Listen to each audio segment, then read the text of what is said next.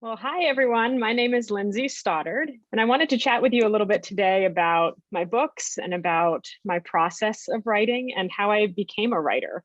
My dad gave me very great advice when I was really young. When I was about 8 years old, I remember him saying to me, if you can figure out what it is that you really love and then figure out how to make that thing your job, then you'll be happy forever.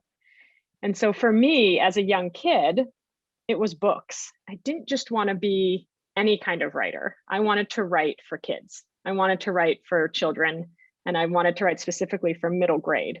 I really was writing one word at a time, one story at a time, one page at a time, and bringing things into my students and showing it them and sharing with them. And so they were sharing their writing with me, and I was sharing my writing with them. And together we kind of became better writers. And that's how I got my start as writing stories for middle grade. So these are the four books that I've written. For every one, I always started, no matter what, I always started with the voice of the main character, the way the main character sounded. Then I would sort of fill in the emotional piece.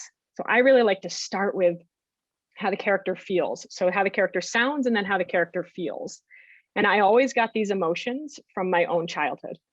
I go back to when I was the age of my readers, and I think about what were some of the big things that I was feeling then? What were some of the big emotions? And where were those emotions coming from? And then I start to think about the action. What's happening in the story?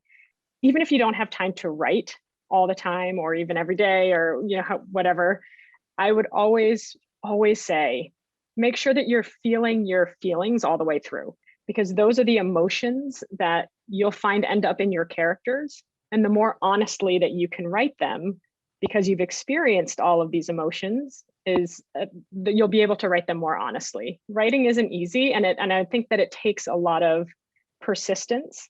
You will have people that don't like your work, and you will have people that say no, and you will have people that don't believe, but you have to keep trying and you have to keep believing if it's something that you really want to do.